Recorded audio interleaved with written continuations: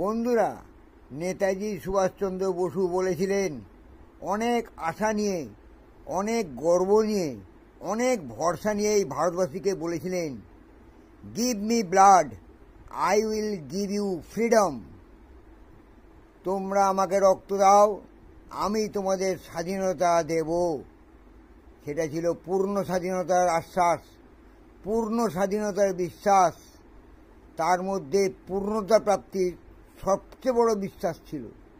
কিন্তু এখন দেখো, তারই পথ অনুসরণ না করে এখনকার নেতারা কি বলছে, তোমরা আমাকে ভোট দাও, আমি তোমাদের বেইমানি দেবো, যা বলবো তা করবো না, যা করবো তা বলবো না। তাহলে বুঝতে পারছো তফাৎটা কোথায়?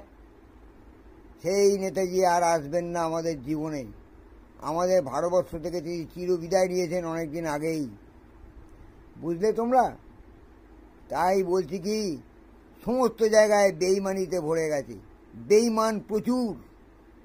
যারা ভারতের খাচ্ছে, ভারতের পড়ছে, আবার ভারতের হয়েই বেইমানি করছে।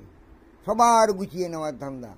ফেসবুকের সমস্ত বন্ধুরাও গুছিয়ে নেওয়ার ধান্দা, স্টার সেন্ডাররা তারাও গুছিয়ে নেওয়ার ধান্দা, বিভিন্ন রকম চিটিংবাজি বদমাইশি করে সমস্ত কিছু গুছিয়ে নেওয়ার ধান্দা।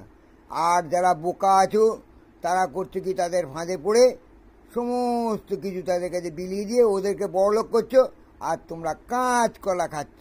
কি সুন্দর তোমাদের ফিউচার। শোনো, বাঁচতে গেলে নিজেদেরকে চালাক চতুর হতে হবে।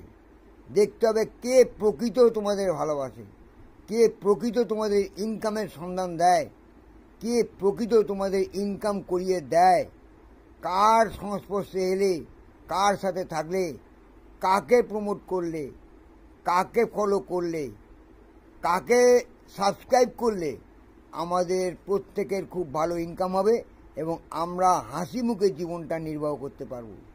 তোমরা তো সেটা করছো না ভাই।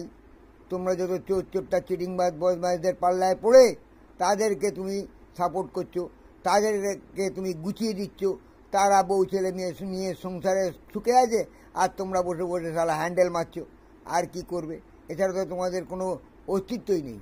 তাই বলছি বন্ধু, এখনও সজাগ হও, দেখো কে তোমাদের প্রকৃত ভালোবাসে।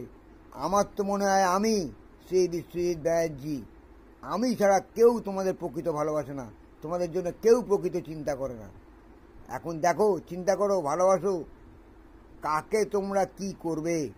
আসি বন্ধু, আমার কথাটা চিন্তা করো, ভালোভাবে থেকো।